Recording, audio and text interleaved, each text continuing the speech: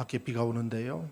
비 오는데도 불구하고 오늘 또 예배하러 올라오신 여러분 한 분 한 분들을 사랑하며 축복합니다. 우리 앞뒤 좌우로 축복하십시다. 예배하는 당신은 꽃보다 아름답습니다.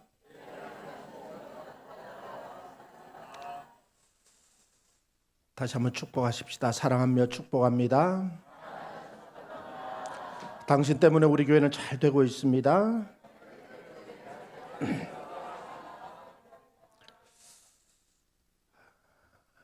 광야의 시간이라는 주제를 가지고 말씀을 살펴보려고 합니다. 여러분 2024년 전반기 마지막 주일을 우리가 보내고 있습니다. 그러니까 2024년도 이제 절반이 지나가고 있습니다. 어떠세요? 여러분들이 계획하고 여러분들이 꿈꿨던 그대로 하나씩 이루어지고 있느냐는 거예요. 우리의 삶에는 기쁘고 즐겁고 행복한 그런 일들로 가득 채워지고 있느냐는 거예요. 어떠세요? 한 꼬마가 할아버지에게 달려왔습니다. 그러면서 이렇게 이야기를 합니다. 할아버지, 제가 재밌는 삼행시를 지어드릴게요. 이렇게 이야기를 한 거예요. 그러니까 할아버지가 귀찮아가지고 야 저리 가, 귀찮아. 이러니까 할아버지 너무 재밌다고, 너무 재밌다, 한 번만 들어달라고 그렇게 이야기를 하는 거예요. 그래서 할아버지가 마지못해서 뭐냐 그랬더니 이 손주가 이 원두막으로 삼행시를 지어주겠다라는 거예요. 그래서 할 수 없이 원두막으로 삼행시를 짓기를 시작했습니다. 띄워주시겠어요? 다시요. 시작. 원숭이 엉덩이는 빨개. 웃지 말고 원두막. 자, 시작. 시작. 원숭이 엉덩이는 빨개. 두 쪽 다 빨개. 막 빨개. 이러는 거예요. 그래서 이 할아버지가 듣고 보니까 너무 재미있는 거예요. 그래서 막 그 경로당으로 달려갔습니다. 경로당 달려가서 이 할머니들한테 이야기를 해주면은 인기 짱이겠다 싶어가지고 막 할머니들 다 모여보라고 내가 재밌는 삼행시 지어주겠다고. 그리고는 다 모아놓고 딱 하려고 폼을 잡았는데요. 아유, 원두막이 생각이 안 나는 거예요. 그러면서 뭐가 생각나느냐? 원숭이만 자꾸 생각나는 거예요. 원숭이만. 할 수 없이 원숭이로 시작하였습니다. 시작. 원숭이 엉덩이는 빨개. 숭하게 빨개. 이게 아닌데 이러는 거예요. 우리가 꿈꿨던 삶은 이게 아닌데, 우리가 계획했던 삶은 이게 아닌데, 우리의 삶은 어쩌다 보니 이렇게 공고한 그런 인생을 맞이하게 되어졌는지. 2024년을 시작할 때는 정말 우리 인생이 멋지게 행복, 이 꽃길이 레드카페가 깔릴 줄 알았는데 우리 인생은 고난이라는 이 여정이 펼쳐지고 있더라는 거예요. 여러분, 많은 그리스도인들은 어렵고 힘든 문제를 만날 때마다 이렇게 하나님 앞에 하소연하듯이 기도합니다. 하나님, 도대체 왜 이러십니까? 하나님, 도대체 내가 뭘 잘못했습니까? 하나님 앞에 따지듯이 이렇게 기도를 합니다. 그런데 여러분, 꼭 기억하셔야 될 것은 뭐냐? 진실한 성도들에게 찾아오는 이 고난은 나의 죄 때문에 아니면 부모의 죄 때문에 꼭 찾아오는 것은 아니라는 거예요. 물론 예외도 분명히 있기는 합니다. 그런데 하나님께서는 왜 이렇게 우리에게 고난을 주실까? 중요한 것은 뭐냐면은 하나님이 우리에게 고난을 주실 때는 고난만 주시는 것이 아니라 그 고난을 이겨낼 수 있는 능력도 주시고 힘도 주시고 방법도 주신다라는 것을 절대로 잊지 마십시오. 만약에 하나님께서 우리에게 고난만 주셨다면은 여러분, 저는 이 자리에 있을 수가 없어요. 제가 맞이했던 그 고난은 견딜 수 없어서 저는 벌써 어떻게 되었을지도 모를 것 같아요. 그런데 하나님은 저에게 고난만 주신 것이 아니라 그 고난을 이길 수 있는 힘을 주셨다라는 거예요. 능력을 주셨다라는 거예요. 그래서 오늘 이 자리에서 말씀을 증거할 수 있는 것이고, 여러분들에게도 고난만 주셨다면은 이 자리에 누가 앉아 있을 수가 있겠느냐는 거예요. 벌써 포기하고 낙심하고 여러분, 우리는 실패한 인생이 될 수밖에 없었다라는 거예요. 그래서 여러분 기억해야 될 것은 뭐냐? 하나님께서 우리에게 고난을 주실 때는 고난만 아니라 이 고난을 이길 수 있는 힘을 주신다라는 것, 믿으시면 아멘입니다. 그래서 우리가 이 자리에서 하나님을 예배할 수 있는 거예요. 또 하나는 하나님께서 우리에게 고난을 주실 때는 이 고난을 우리를 아프게 하고 힘들게 하는 것만이 아니더라는 거예요. 왜냐? 하나님은 이 고난을 통해서 우리를 다듬어 가시더라는 거예요. 우리에게 불필요한 것들을 제거해 주시더라는 거예요. 그래서 고난이 끝나고 난 뒤에 그 인생이 멋지게 빛이 나는 인생이 되더라는 거예요. 여러분 보십시오. 이 고난이 끝나고 나니까 제 인생이 제 얼굴에 얼마나 빛이 나고 있습니까? 네. 그런 거예요. 여러분 고난을 통과한 사람을 보면은 그 사람이요 너무 당당하고 너무 자신감 있고 그 고난을 돌파한 사람들은 뭐가 달라도 달라요. 그래서 고난은 결코 우리에게 나쁜 것만은 아니라는 거예요. 고난당한 것이 내게 유익이라고 성경은 우리에게 밝히고 있다라는 것. 그래서 여러분 우리는 고난을 두려워하는 것이 아니라 그 고난을 어떻게 하면 내가 잘 다듬어서 이 고난을 멋지게 통과해서 하나님의 위대한 역사에 빛이 나는 인생이 될 수 있을까? 이것을 고민할 수 있는 이것이 바로 성숙한 그리스도인의 모습이라는 것이죠. 사랑하는 여러분, 오늘 말씀을 통해서 지금 여러분들이 어떤 고통, 고난 속에 있다 할지라도 오늘 말씀이 여러분들에게 도전이 되어져서 우리의 모든 고난을 떨쳐내고 넉넉히 승리하여 2024년 후반기에는 더욱더 빛이 나는 여러분의 삶이 될 수 있기를 주의 이름으로 축원합니다. 저는 이 고난의 시간을 오늘 본문에 비추어서 광야의 시간이라고 표현을 해봤습니다. 그래서 오늘 말씀의 제목을 광야의 시간이라고 정해봤는데요. 여러분 우리가 이 고난을 맞이할 때마다 우리가 어떤 마음을 가져야 되느냐 하면은 온도계와 같은 사람이 되지 말고 온도 조절계와 같은 사람이 되라는 거예요. 이게 무슨 말이냐? 여러분 온도계는 어때요? 날씨가 이 오르내릴 때마다 이 온도계는요 막 끊임없이 요동을 칩니다. 그러나 온도 조절계는 어때요? 딱 조절해 놓으면은 이 온도에 딱 멈춰져 있는 거예요. 여러분 우리에게 고난이 온다고 해가지고 그 고난 때문에 우리의 믿음이 흔들리고 우리의 신앙이 요동치는 그런 인생이 되지 말고 우리는 내 믿음과 신앙이 굳건하여져서 어떤 시험과 환난, 고난 앞에서도 요동하지 않는 그런 믿음의 사람이 좀 되라는 거예요. 오늘 성경이 우리에게 그걸 요구하고 있다는 거예요. 다시 한번 여러분들을 축복합니다. 고난 속에서 꽃이 피어나는 여러분의 인생이 될 수 있기를 주의 이름으로 축원합니다.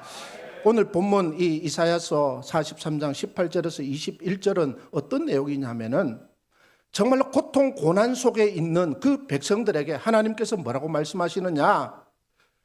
사랑하는 백성들아, 내가 너희들에게 새 일을 행하여 줄 것이다. 새로운 은혜를 허락해 줄 것이다. 너희들이 이 고난을 잘 통과해서 하나님이 주시는 이 새로운 은혜를 공급받을 것을 원하시고 계시는데 이것은 우리에게도 적용한 마찬가지예요. 오늘도 우리가 힘겨운 우리의 걸음을 바라보시면서 오늘 너희들에게 새로운 일들을 행하여 줄 것이니까 너희들 이 말씀 붙들고 정말로 믿음으로 승리할 것을 우리에게 원하고 계시는데요. 그러면서 첫 번째로 우리에게 요구하시는 것이 뭐냐면은 18절을 이렇게 시작하고 있습니다. 한번 읽어보십시다. 시작. 너희는 이전 일을 기억하지 말며 옛날 일을 생각하지 말라. 정말 우리에게 하나님이 제일 먼저 요구하시는 것이 뭐냐? 니네들 제발 과거에 사로잡혀 살지 마라. 제발 그 옛날 일 떠올리면서 살지 말라. 지금 이 말씀하고 있는 거예요. 여러분 여기에 이전 일, 옛날 일 이 두 가지는 무엇을 의미하느냐면은 두 가지 광야의 시간을 이야기하는데 그 첫 번째는 이스라엘 백성들이 애굽에서 430년 동안 종살이를 했잖아요. 그게 광야의 시간이잖아요. 또 하나는 뭐냐? 이 이스라엘 백성들이 또 이 죄악을 범함으로 인해 가지고 이 바벨론의 포로로 가잖아요. 거기에서 70년 동안 이 광야의 시간을 보냅니다. 여러분 말이 430년이고 말이 70년이지 여러분 이게 얼마나 큰 고통이었겠어요. 저는 시골에 오래전에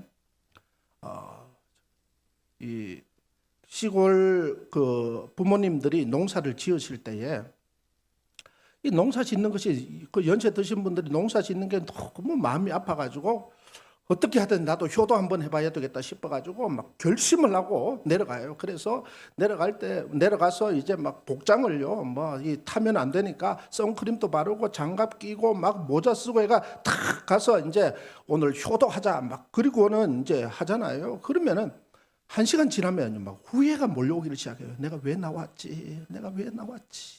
얼마나 힘든데요, 농산일이. 여러분, 이스라엘 백성들이 430년 동안 고역을 했습니다. 그 힘든 일들을 했어요. 얼마나 힘들었겠어요. 포로 생활을 70년을 했다라는 거예요. 여러분, 이 이스라엘 백성들의 모습만 그랬을까요? 오늘 우리가 전반기를 달려오면서, 아니 지금까지 우리 인생을 달려오면서 여러분 어떤 생각을 가졌나요? 아니 남들은 잘 사는 것 같은데 나만 왜 이렇게 힘드냐고, 나만 왜 이렇게 힘드냐고, 우리 가정만 왜 이렇게 힘드냐고. 여러분 이런 시간들이 얼마나 많았습니까?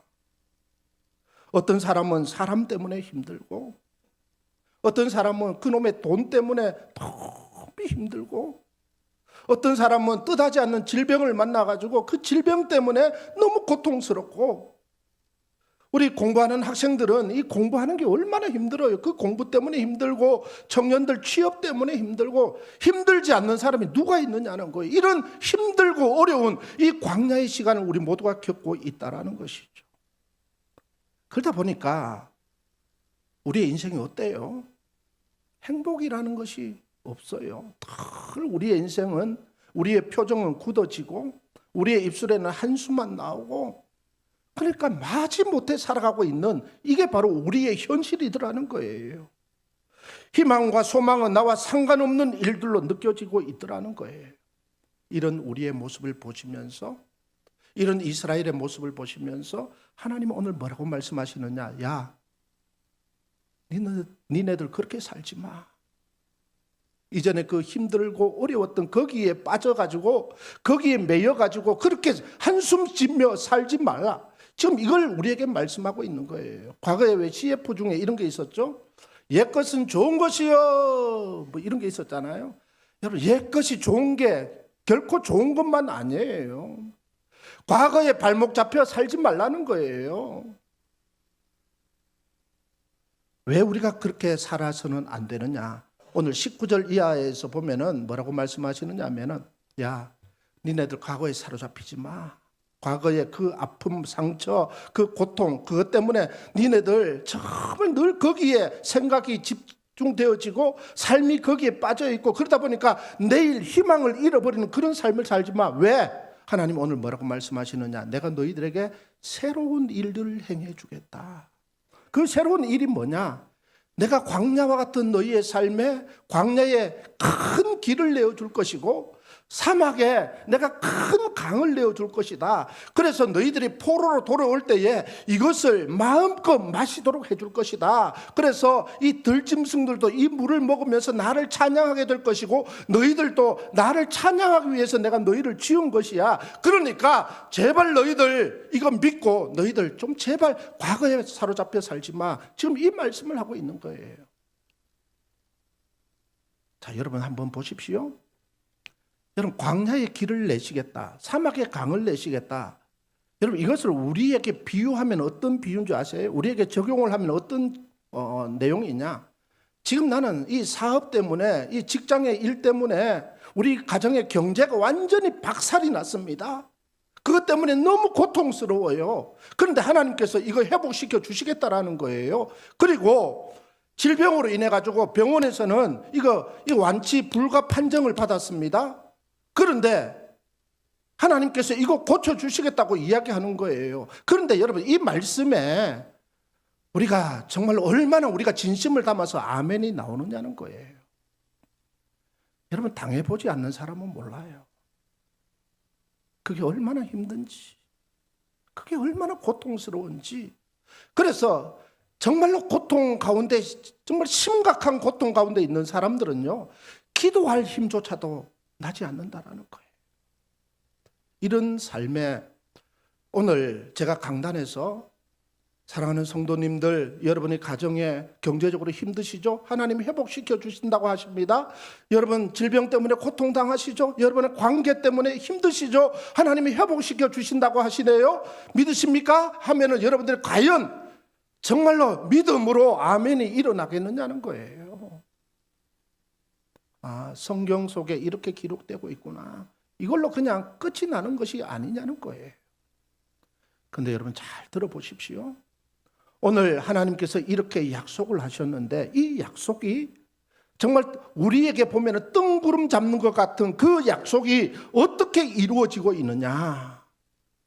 여러분 첫 번째 그 광야의 시간이 어디라고 그랬습니까? 바로 430년 종살이하던 그런 시간이라고 이야기했잖아요. 그게 어떻게 되어졌습니까? 오늘 본문 읽지는 않았지만은요. 우리가 앞에 좀 넘어가서 보면은 이사야 43장 16절에서 17절 한번 읽어보십시다. 16절에서 17절 말씀 시작.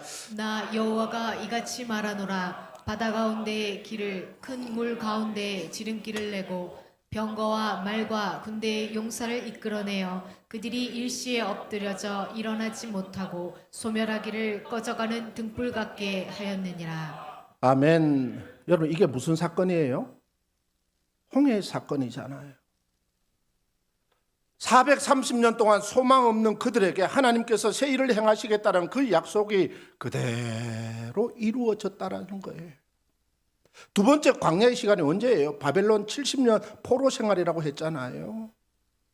여러분 이 이사야서는 유다가 멸망당하기 전에 이 이사야 선지자가 회개하지 않으면은 이 유다는 이 바벨론의 포로가 될 것이다. 포로로 끌려가기 전에 예언한 거예요. 그런데 결국 이스라엘 백성들, 그 유다 백성들은 회개하지 않음으로 말미암아 포로로 끌려가고 70년 동안 거기 있었습니다. 그리고 그 당시에 에스겔 선지자, 다니엘 선지자가 회개를 선포할 때 그들이 회개함으로 말미암아 다시 예루살렘으로 다시 돌아오게 되어진 거예요. 그러니까 여러분 보십시오.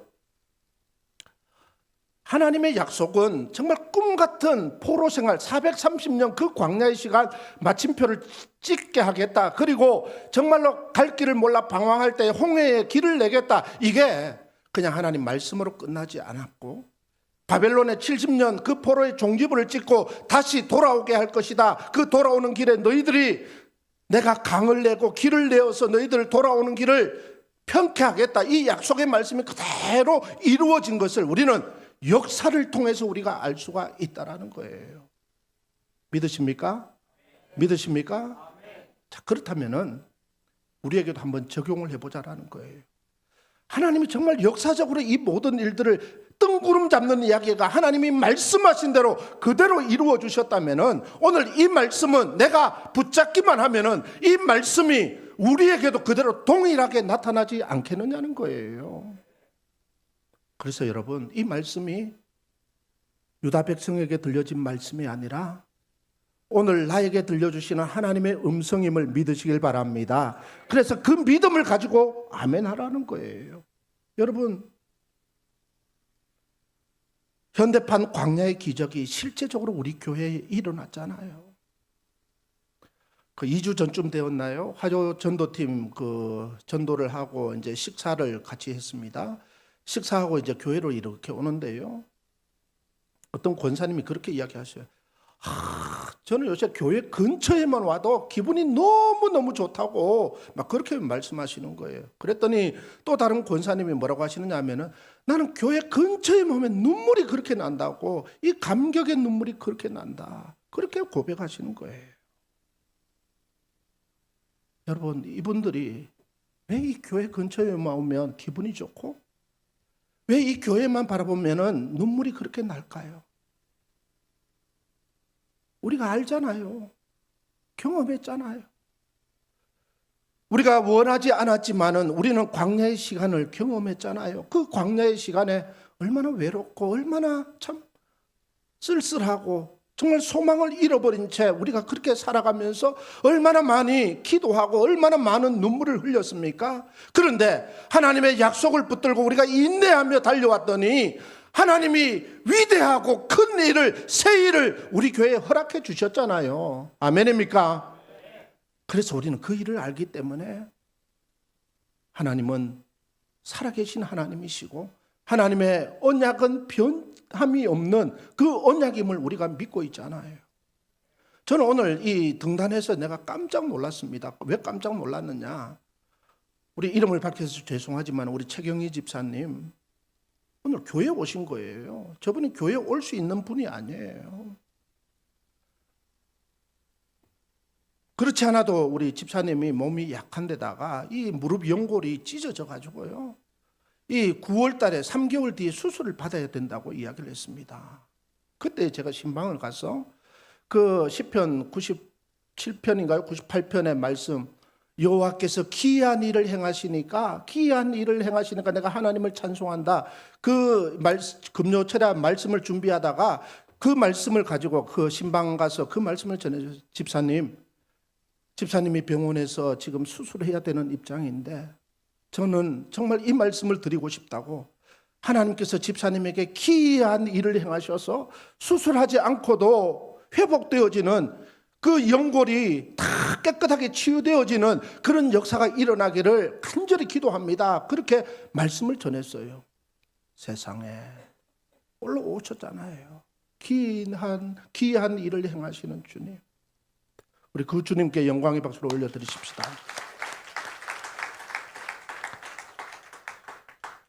그래서 여러분, 저는요 이 성경을 보면서 어떤 마음을 가지느냐 하면은 늘 드리는 말씀이지만 이것은 남에게, 다른 사람에게 주어진 말씀이 아니라 오늘 하나님은 고난 속에 있는 나에게, 광야의 시간 속에 있는 나에게 주시는 하나님의 말씀입니다. 이것을 저는 너무너무 믿고 있다라는 거예요.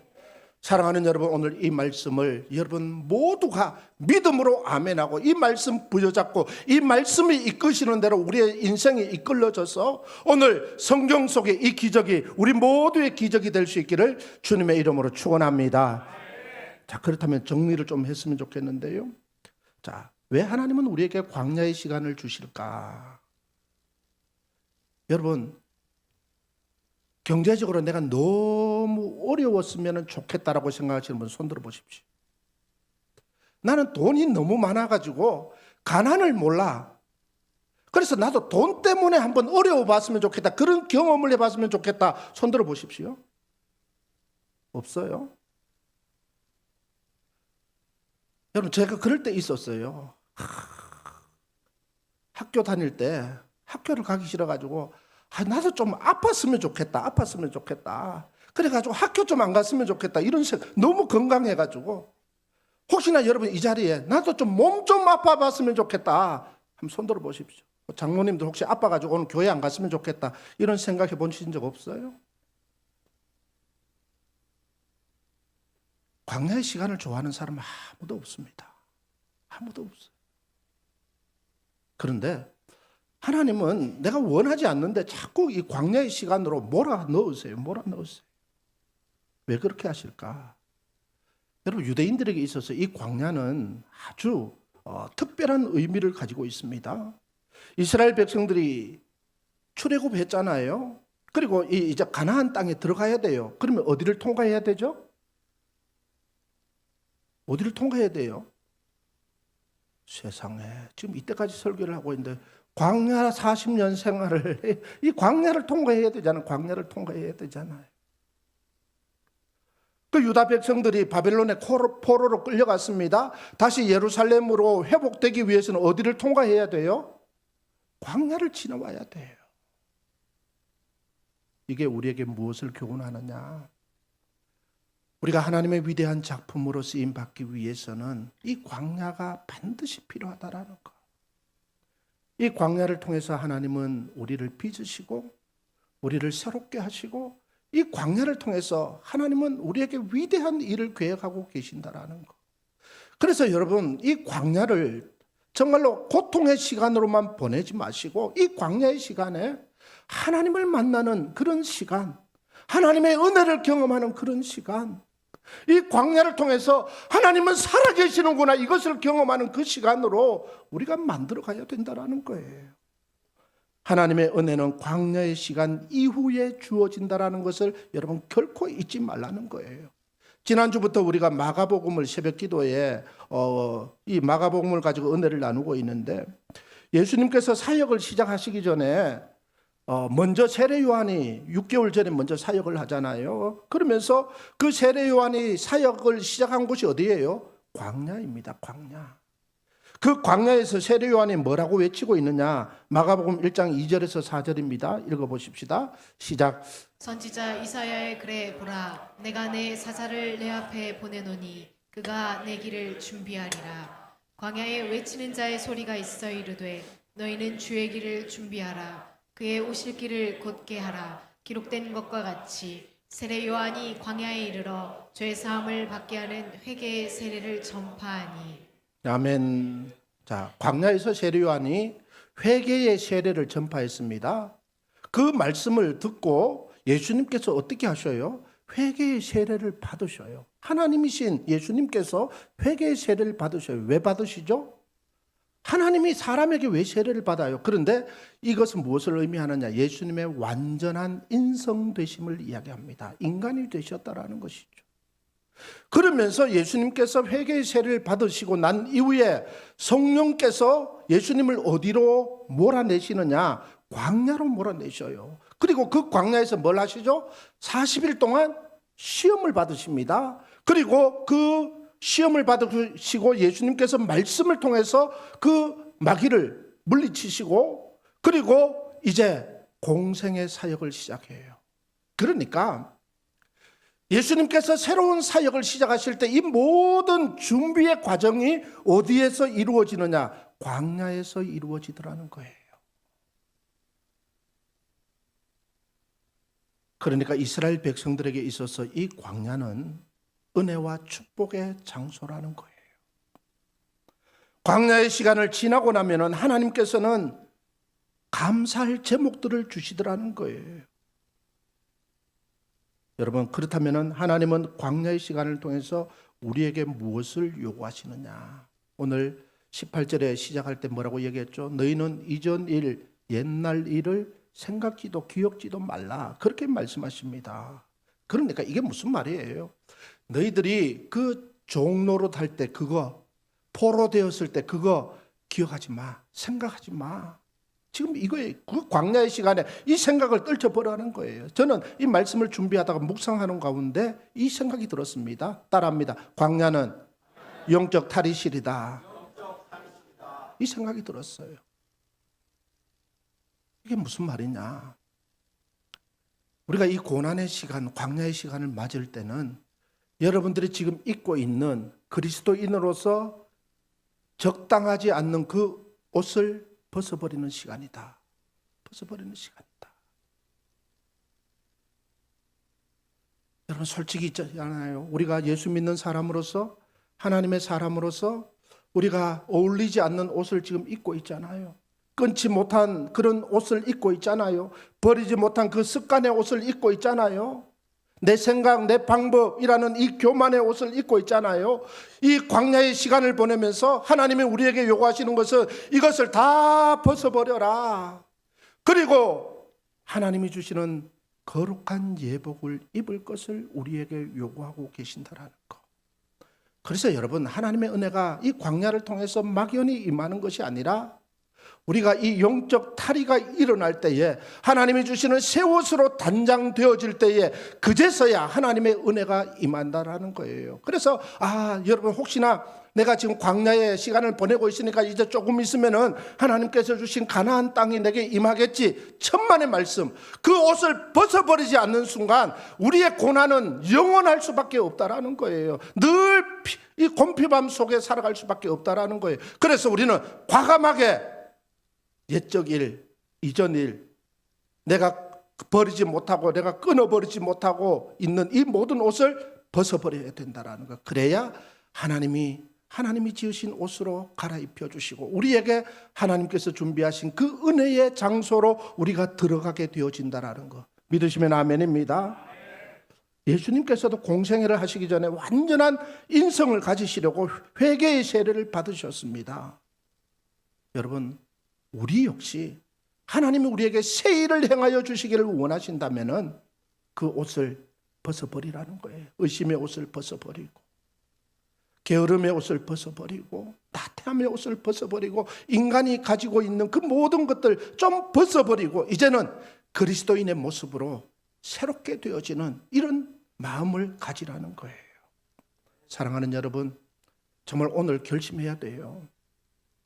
또다시 내가 반복되어지는 그 옷을 덕지덕지 입고 있다가는 우리의 인생은 여전히 어려울 수밖에 없다라는 것. 그래서 오늘 이 말씀을 통해서 이 예배를 통하여 기도할 때에 하나님, 이 거추장스러운 이 더럽고 추한 이 종의 예복, 또 이 포로의 의복, 이거 다 벗어버리게 하시고 그리스도인의 신부로서의 그 순결한 예복을 입는 우리 모두가 되게 해달라고 기도해야 된다라는 것.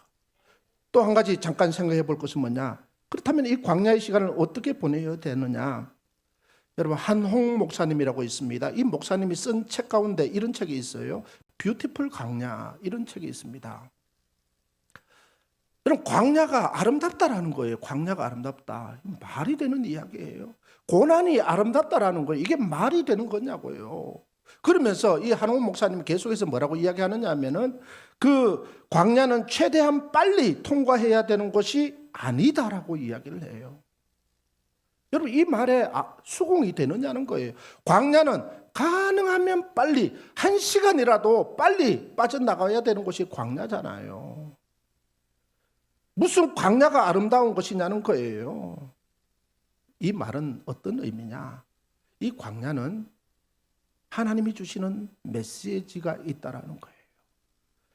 그래서 이 광야에서 하나님이 주시는 이 메시지를 빨리 확인할 때에 우리는 광야, 탈광야를 할 수 있다라는 것이죠.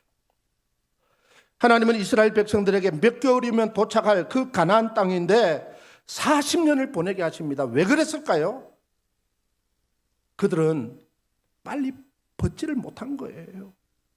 노예 근성을 버리지 못한 거예요. 애굽에서의 그 근성을 버리지 못한 거예요. 그러다 보니까 사람들이 부정적이고 늘 불평불만이고, 그러다 보니까 40년이라는 그 광야의 시간에 머물게 되어졌다라는 거.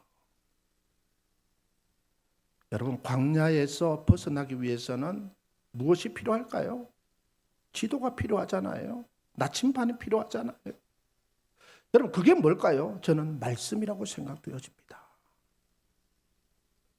광야에서 만나가 매일 내려가지고 그 만나를 먹고 이스라엘 백성들이 살았듯이 오늘 우리가 이 어려운 시대를 살아가면서 우리가 먹어야 할 것이 뭐냐? 하나님의 말씀을 먹어야 된다라는 거예요. 그래서 여러분, 말씀을 가까이 하는 삶을 사십시오.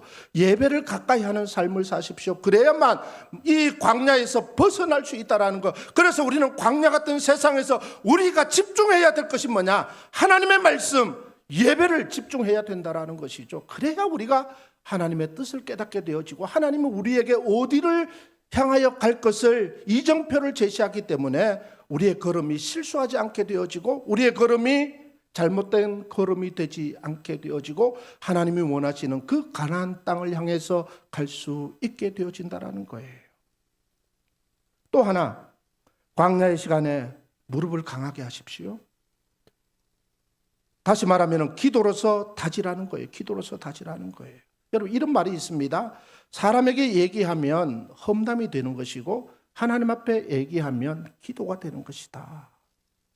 여러분, 내가 힘들고 어렵다고 사람들에게 가서 나 좀 도와달라고, 나 좀 봐달라고, 여러분, 이거요, 자칫 잘못하면 더 큰 상처가 되어서 내게 돌아와요.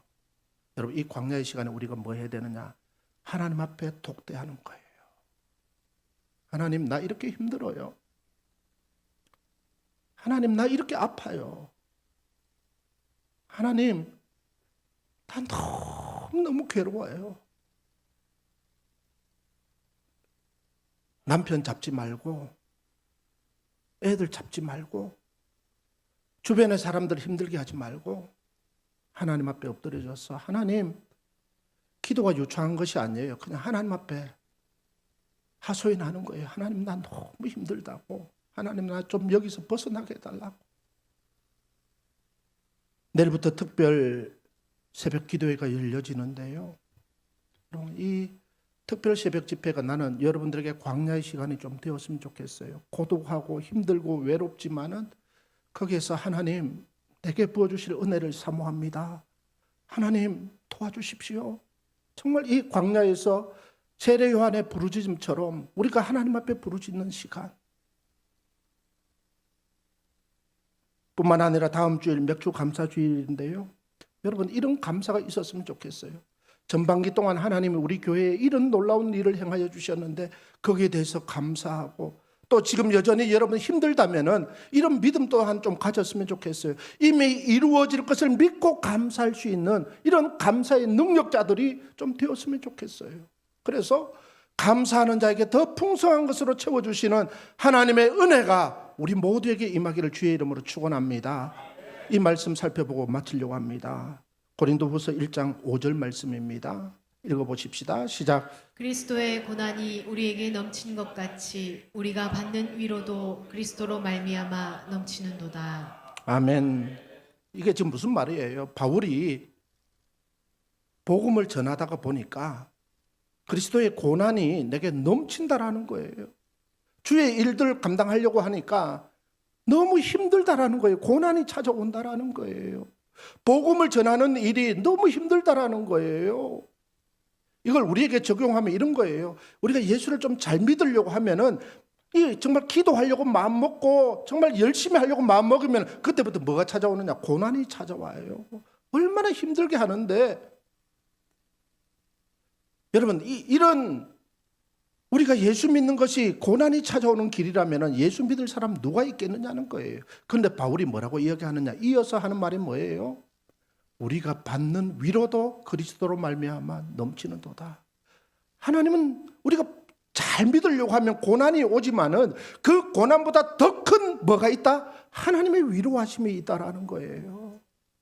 그래서 우리는 주의 일들을 감당할 수가 있는 것이고 기쁨으로 그 일을 완수할 수가 있는 거예요. 스데반이 복음을 전하다가 돌에 맞습니다. 돌에 맞아 죽어가고 있습니다. 여러분 하여 전도팀 나가서 전도하는데 돌 던진다고 해보십시오. 누가 나가겠느냐는 거예요. 그런데 스데반은 돌을 맞아가면서 그대로 있어요. 왜 있을 수가 있었느냐? 눈을 들어서 하늘을 쳐다보는데 하나님이 보좌에 앉아 계시고 그 옆에 예수님이 벌떡 일어나서 그 스데반을 지켜보고 있는 거예요. 스데반이 그 예수님을 바라볼 때 얼마나 위로가 되었겠어요. 스데반이 그 예수님을 바라볼 때 얼마나 힘이 되었겠어요. 그래서 끝까지 돌에 맞아 죽으면서도 그 신앙을 지키고 복음을 전하는 그런 순교자가 될 수 있었다라는 것. 여러분 신앙생활 하는 것이 힘들고 어렵고 주의 일들 하는 것이 많은 희생이 필요하고 많은 고난이 따른다 할지라도 오늘 예수님께서 우리를 지켜보고 계셔요. 아들아, 딸아, 얼마나 힘들어? 얼마나 어려워? 얼마나 고통스럽니? 근데 내가 다 알아. 내가 지켜보고 있어. 내가 지켜보고 있어. 주님의 위로가 우리에게 넘쳐난다라는 것. 예수님은 우리의 한숨을 바꾸어 주시는 능력의 주님이심을 믿으시길 바랍니다.